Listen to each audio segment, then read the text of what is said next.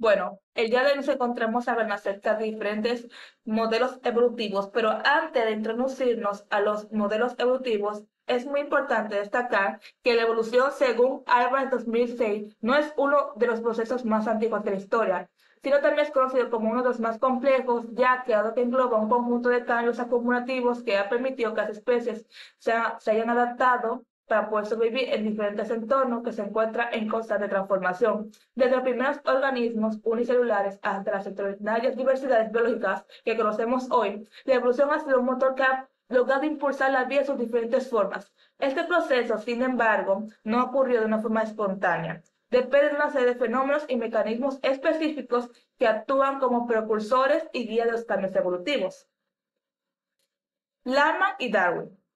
Ellos presentaron dos teorías diferentes para poder explicar cómo es que las especies evolucionan y se adaptan a sus entornos. Según Lamarck, los organismos experimentan cambios a lo largo de su vida debido al uso o desuso de sus órganos, y estas modificaciones se dan a las siguientes generaciones. Por ejemplo, fue el caso de la jirafa. Lamarck propone que estos animales adquirían su cuello largo cuando se estiraban completamente para poder alcanzar las hojas que encontraban mucho más altos, y estas características fueron transmitidas a su descendencia.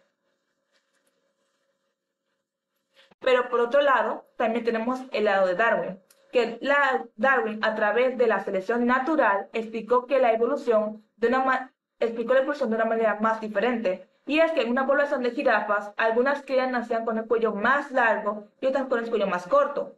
Debido a las variaciones genéticas naturales, un fenómeno conocido como variabilidad intraespecífica, en el cual en este entorno donde las hojas estaban mucho más altas y eran un recurso principal para las jirafas, entonces las que tenían cuello más alto, tenían más probabilidad de poder sobrevivir y reproducirse.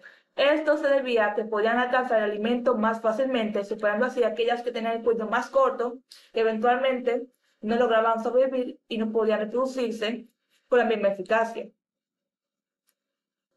La selección natural actúa como un mecanismo de filtro que favorece la supervivencia de los individuos más aptos. En ese entonces, las jirafas con el cuello más largo.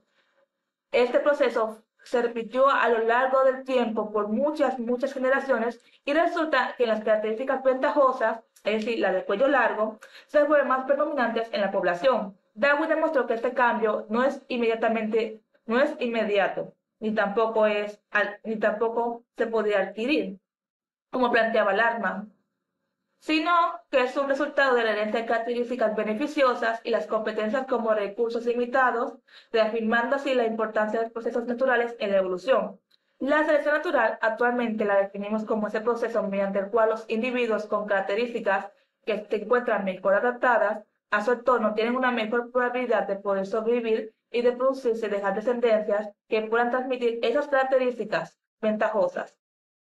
Este mecanismo también actúa como un filtro que favorece la persistencia a ciertos rasgos y elimina aquellos que resultan desfavorables, contribuyendo así a una transformación gradual de las especies a lo largo del tiempo.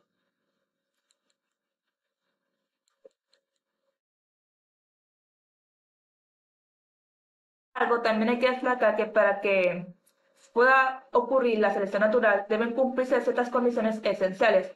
En primer lugar, debe haber variación genética dentro de una población. Esto significa que los individuos deben diferir en ciertas características físicas o fisiológicas, como son el tamaño, el color, la resistencia a enfermedades o la velocidad.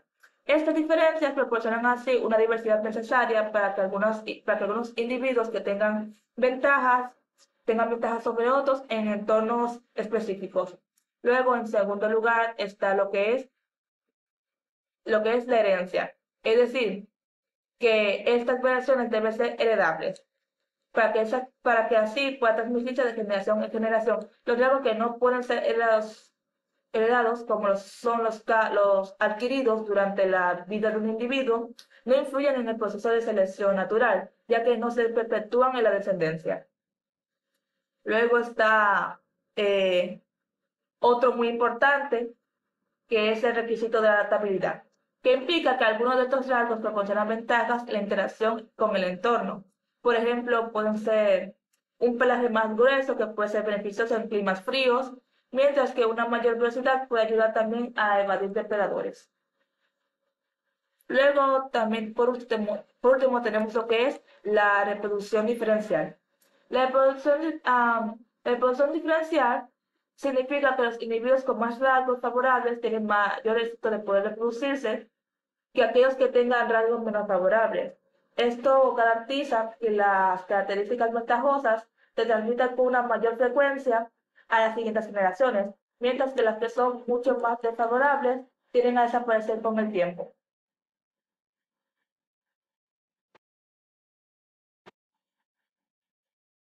También es importante señalar que la selección natural no opera de una única manera, ya que existen diferentes tipos de selección natural que influyen cómo se producen esos cambios en las poblaciones. Estos tipos explican cómo favorecen o eliminan ciertas características según las presiones específicas del entorno. La primera tenemos la selección estabilizadora, que favorece los rasgos intermedios y elimina los extremos. Es decir, este tipo de selección es particularmente común en entornos estables donde los individuos con características más o menos promedio tienen una ventaja adaptativa. Por ejemplo, ocurren en las poblaciones de mamíferos. El tamaño corporal promedio puede ser mucho más ventajoso en condiciones climáticas constantes, ya que los individuos que son demasiado pequeños podrían tener dificultades para poder sobrevivir con inclemencias al tiempo, mientras que los que son más grandes podrían necesitar más recursos para subsistir. Luego tenemos lo que es la selección direccional, que esta se manifiesta cuando una característica extrema se favorece por sobre las demás. Esto lleva a que la población se desplace gradualmente hacia una nueva característica predominante. Un caso es el de la polilla Beeston betularia en Inglaterra, donde el hollín de la revolución industrial oscureció los árboles, haciendo que las polillas de color oscuro se camuflen mejor y eso ayudaba a reducir el riesgo de depredación. Este fenómeno ayudó a demostrar que los cambios en el entorno pueden conducir a un desplazamiento de características más ventajosas dentro de una población. Luego está también lo que es la selección destructiva, que por su parte favorece los extremos de un rasgo eliminando los individuos con características intermedias. Este tipo de selección puede resultar en una mayor diversidad genética e incluso puede llegar a la formación de nuevas especies si las condiciones lo permiten. Un ejemplo claro fue el caso de los pinzones de las Islas Galápagos, en donde las especies que tenían el pico grande o pequeño pueden hacer diferentes tipos de alimentos, mientras que los que tenían el pico mediano no eran eficientes para ninguno de los dos tipos de alimentos disponibles.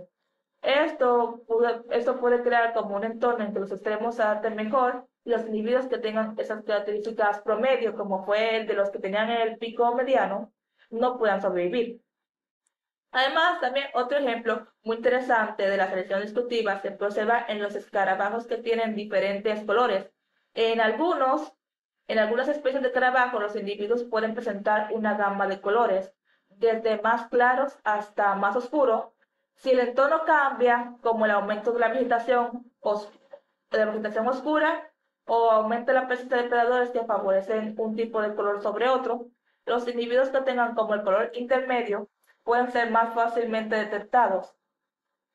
Este tipo de selección favorece a los escarabajos que sean más claros o más oscuros, que no haya una mayor divergencia genética entre los dos grupos de extremos.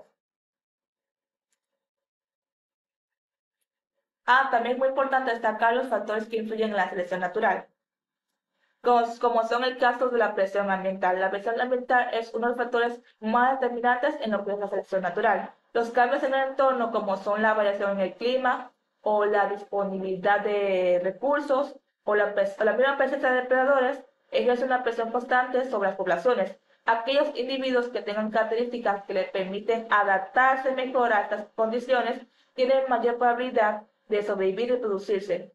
Por ejemplo, la sequía prolongada puede favorecer a las plantas que tienen un mecanismo para almacenar agua, mientras que las que no lo hacen podrían no sobrevivir. Luego tenemos las competencias intraespecíficas e interespecíficas.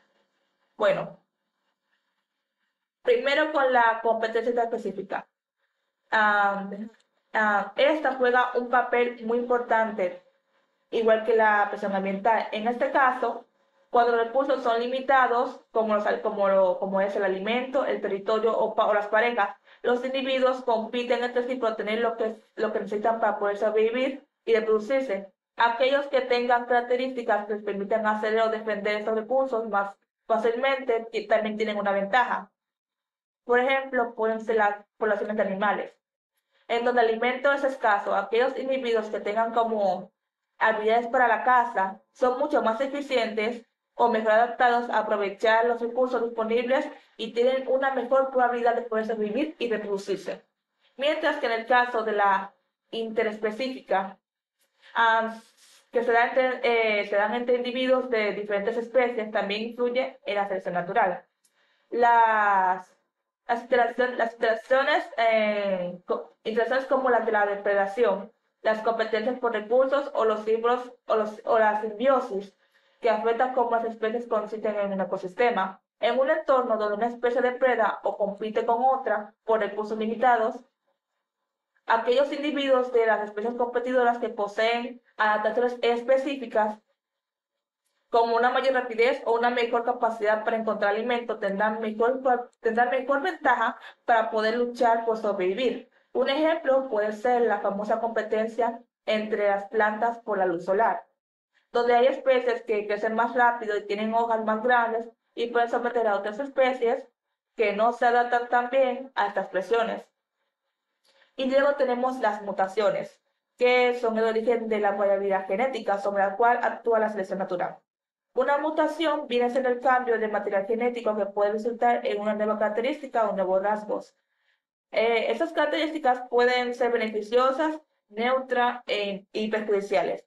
Si una mutación otorga una ventaja en un ambiente particular, como una mayor resistencia a enfermedades o la capacidad de mejorar para poder escapar de los predadores, es probable que los individuos con la mutación sobrevivan y reproduzcan y se reproduzcan más que aquellos que no la tienen. Bueno, esto ha sido todo por mi parte, lo estoy dejando con mi compañera. Hola, mi nombre es Sherry Mary Pérez Herrera y voy a estar hablando de la deriva genética. La deriva genética, que no precisamente significa variabilidad genética, sino que es un proceso más amplio, evolutivo, con diferentes, o digamos que un lugar muy definido en lo que es la evolución de las especies. Según National Human Genome Research Institute 2024, ellos definen en su glosario como la deriva genética como un proceso evolutivo, un mecanismo caracterizado por fluctuaciones aleatorias en la frecuencia de una versión determinada para un gen, o sea, un alelo, en una población. Esta tiene características muy específicas, como el tamaño de la población es influyente en esta, y digamos que esta los resultados pueden ser fuertes y afectar que determinados rasgos se hagan marcados o predominen en una población o que desaparezcan, pero no tiene que ver con un proceso de adaptación, no tiene que ver con, bueno, hay muchas cosas, por eso es difícil categorizarlo solo con una corta definición, sino que vamos a estar explorando algunas de las poquitas variables de algunos autores que plantean acerca de la deriva genética. Y al final vamos a hacer un pequeño resumen. Ok, uno bueno, la naturaleza esencial de la deriva genética es que es al azar, es un proceso totalmente al azar, dicho por Krempels 2003, pero igual también lo dice Lynch et al 2011, y así diversos autores enfatizan en que la deriva genética es un proceso o un mecanismo evolutivo que es al azar. Lynch et al 2011 nos indicó que el impacto de la deriva genética se amplifica en poblaciones pequeñas, por lo cual el tamaño efectivo de la población debe de ser bajo. Siempre deben ese proceso tiene lugar en poblaciones pequeñas y en su mayor efecto. Ahora, ¿qué pasa? Que como también venimos diciendo, todos esos factores se alinean para hacer un solo elemento, que es la deriva genética, y es que, por ejemplo, no representan precisamente una ventaja selectiva, por lo cual los rasgos que predominen no es que sean útiles, no es que tengan una función principal, sino que simplemente se dio esa diversificación genética y puede predominar esto con la selección natural. ¿Cómo se alinearía? Iniciamos con la descripción de Harris 2010, que plantea mucho sobre la deriva genética en diferentes aspectos. Pero, por ejemplo, tenemos que la interacción que sugiere la deriva genética puede crear paisajes genéticos en el que ciertos rasgos se vuelven predominantes o no debido a su valor adaptativo, sino más bien a través de procesos aleatorios. Lo que venimos diciendo, diferentes autores afirman esto, pero ¿qué sucede? Que hay una clasificación que debemos explorar en los procesos evolutivos, y es que procesos evolutivos adaptativos y procesos evolutivos no adaptativos. ¿Qué tienen que ver estos? Procesos evolutivos adaptativos tienen que ver con que los cambios o los rasgos predominantes que van surgiendo de las especies en cuestión, por ejemplo, de especiación, tienen que ver con condiciones externas o internas que se van dando. Y así va surgiendo la prevalencia. No obstante, los procesos no adaptativos tienen que ver con mutaciones y la deriva genética. O sea, y varias más, pero digamos que esas son las esenciales porque la deriva genética, las mutaciones tienen un rol muy importante en la deriva genética para producir nuevos codones, nueva codificación para el ADN. Entonces, decimos, ya que sabemos esto, hablamos un poquito de la deriva genética como lo postula Harris en su investigación. Harris postuló el impacto de la deriva genética en cuestión de la evolución de los primates y los seres humanos. Específicamente un paralelismo se hizo un paralelismo entre varias especies de mamíferos y entre 8 especies de mamíferos. Y se hizo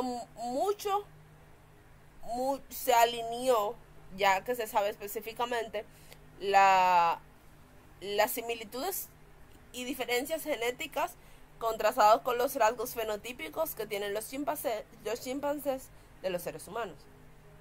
Por ejemplo, aunque casi tienen un 99% de secuencia de nucleótidos los chimpancés, fenotípicamente somos muy diferentes, ya que se considera que hemos divergido o que nuestro ancestro del cual divergimos tiene mucha diferencia. Esto es muy particular porque ya han sido teorías que se han postulado desde hace años, pero cada vez se van desvelando nueva información en cuestión de estos. Por ejemplo, nuestros rasgos humanos, que no lo tienen los chimpancés, independientemente de que tenemos una secuencia de nucleótidos casi del 99%, es que nosotros somos la única especie que caminamos bípedo, mientras los chimpancés no. Aunque hay ciertos estudios y evidencias de investigaciones que postulan que en ciertas condiciones muy específicas los chimpancés pueden durar unos minutos caminando bípedo, pero no es como que lo sean y como que la condición morfológica no le ayuda tampoco. Tenemos mayor destreza manual, mayor tamaño del cerebro, un encéfalo más grande, pelo corporal reducido a diferentes regiones o partes del cuerpo muy específicas, para cumplir funciones muy específicas, y nuestra capacidad de hacer y usar herramientas y un lenguaje complejo. que es lo que mayormente nos diferencia también al ser humano de las otras especies. Todo esto es muy interesante porque como genéticamente somos casi idénticos, no obstante fenotípicamente somos como Harris, hablar algo de no se ejecuta. La selección natural sí tiene su parte aquí.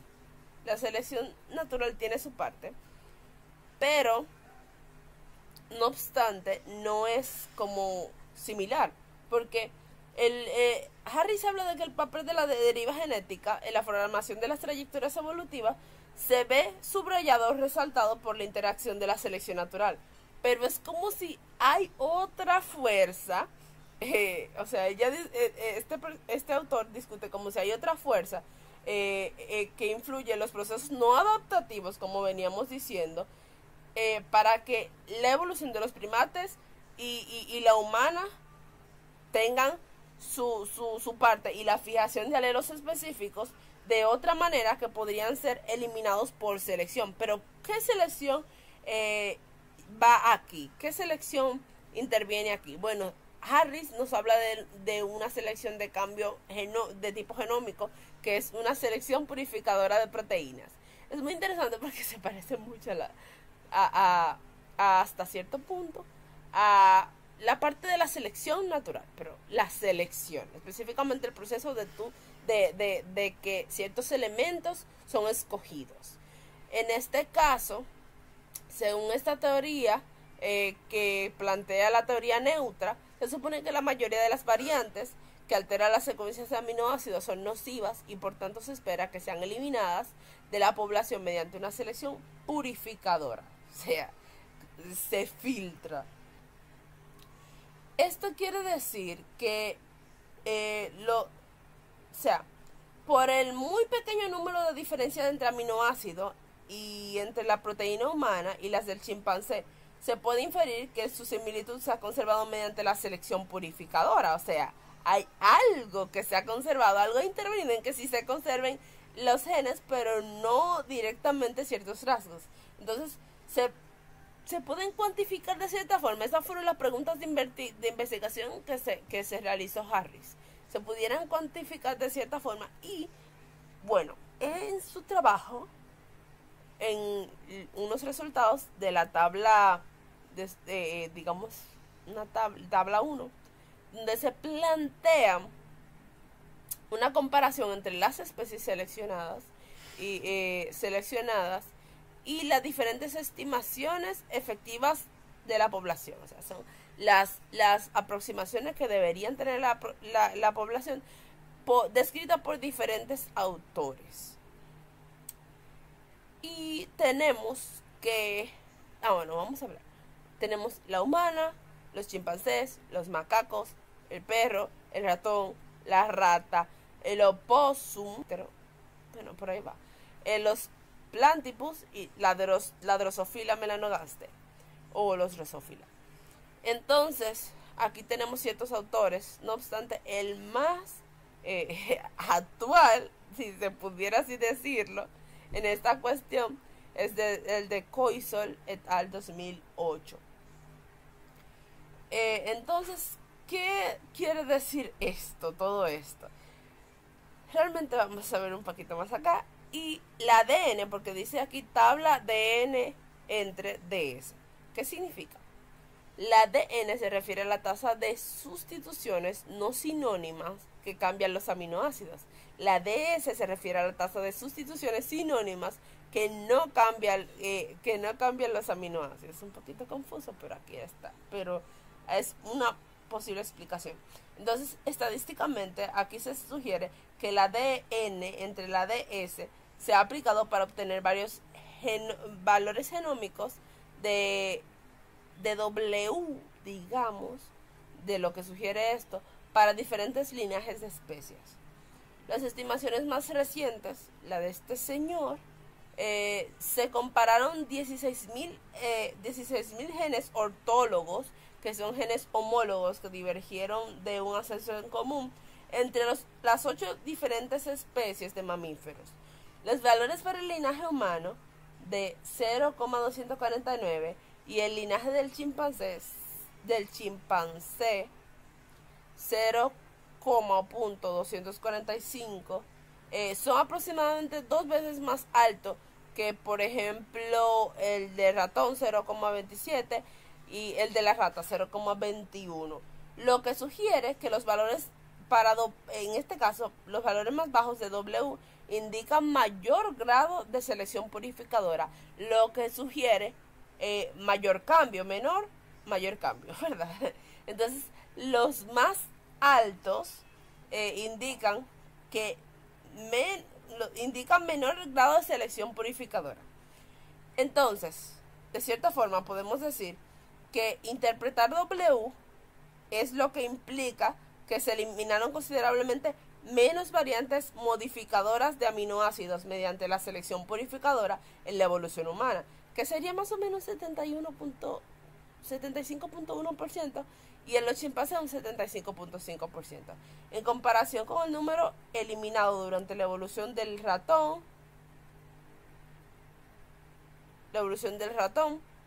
que sería un 87.3%, y la rata, que sería un 87.9%. Y esto es lo que explica, o lo que trata de explicar Harris, en cómo, no directamente,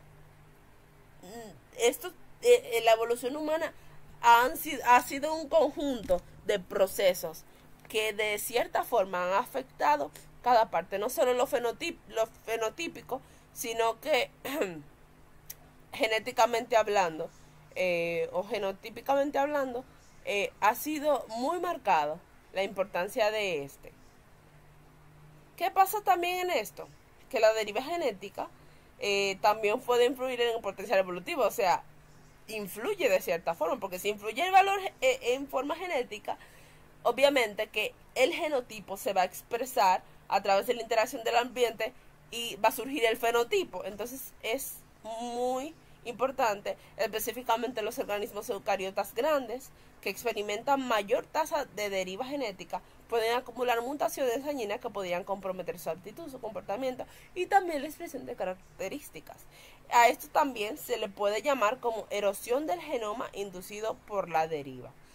Y como vemos, como no hay como tal un criterio, una forma o algo que predomine por que sea benefactorio para todos, este es el gran margen de error, o el gran efecto negativo que puede tener la deriva, que al ser algo aleatorio es algo que, como probabilidades, no se sabe exactamente lo que pudiera surgir, ni qué características debe tener algo para predominar. Entonces, todo esto.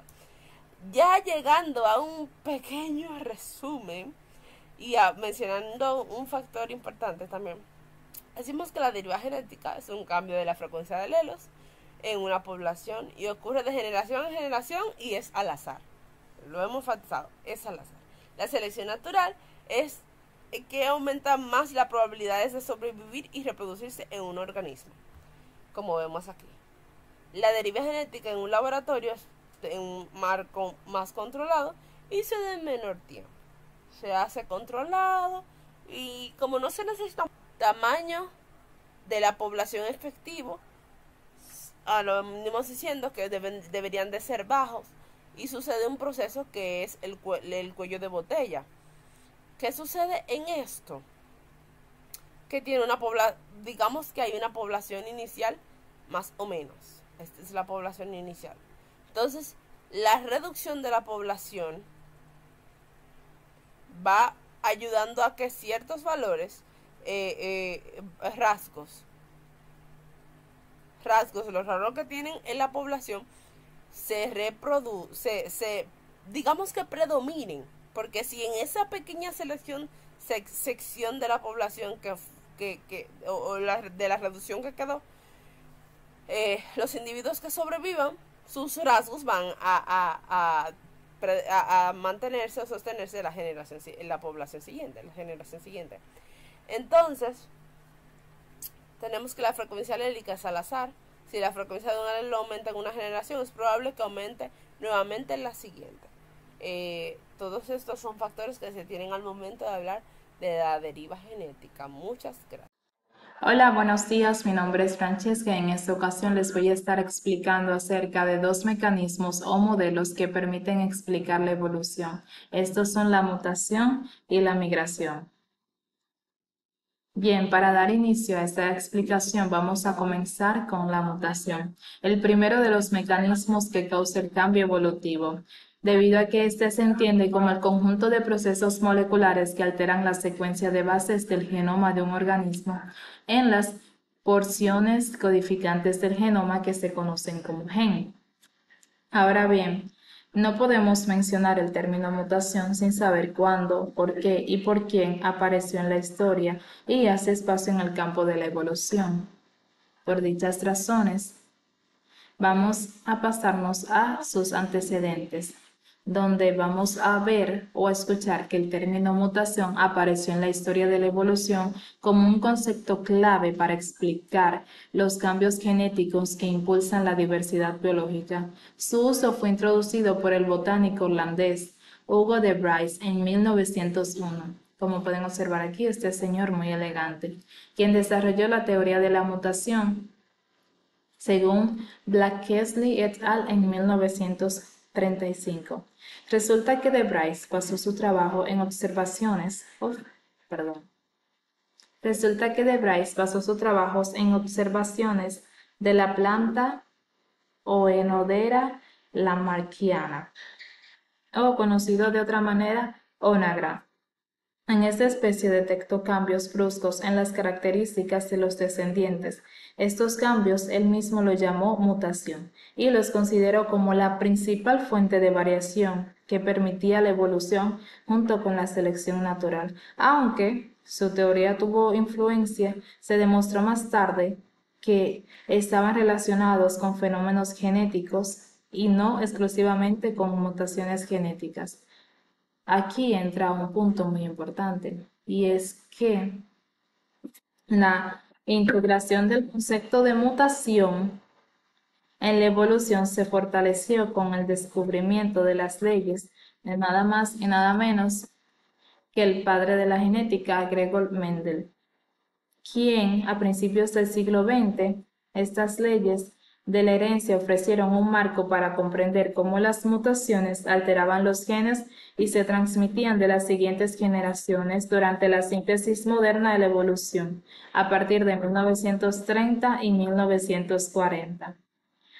Pues, como se puede observar en las imágenes de las leyes de Mendel, los cruces entre organismos de diferentes características generan combinaciones de genes que determinan resultados observables, como la apariencia de ciertos rasgos en las generaciones siguientes, como pueden observar en estas imágenes. Ahora bien, ya conociendo algo de su historia, las mutaciones desempeñan un papel clave en la variabilidad genética y la evolución, ya que pueden generar nuevas características en las especies. Sin embargo, su impacto puede ser diverso. Algunas mutaciones son neutrales, sin efectos visibles, otras son beneficiosas al conferir ventajas adaptativas, como pueden ver en esta imagen, mientras que otras le dan origen a trastornos genéticos o a enfermedades como el cáncer. Conscientes de esto, vamos a hacer mención de los tipos de mutaciones, entre los que se destacan las cromosómicas, las genómicas y las puntuales. Bien, las mutaciones cromosómicas son aquellas que afectan la estructura de uno o varios cromosomas. Estas alteraciones pueden implicar la pérdida, duplicación, reordenamiento e intercambio de segmentos en el ADN. Entre las más comunes, según Álvarez 2016.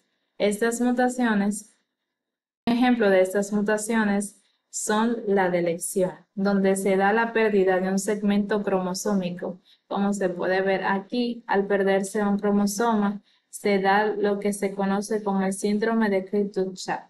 Luego tenemos la duplicación, que es la repetición de un segmento de ADN dentro del cromosoma. Luego está la inversión, donde un segmento se rompe, se invierte y se vuelve a insertar en el cromosoma. Y finalmente está la translocación, el intercambio de segmentos entre cromosomas homólogos. Un ejemplo de esto es la leucemia. Luego tenemos las genómicas, que no son nada más y nada menos que alteraciones que afectan el número total de cromosomas en una célula. Estas mutaciones ocurren debido a errores en la segregación cromosómica durante la meiosis o mitosis. Un ejemplo de esto es la aneuploidía, que es la pérdida o ganancia de cromosomas individuales. Un ejemplo de esto es el síndrome de Down, donde hay 3 copias del cromosoma 21.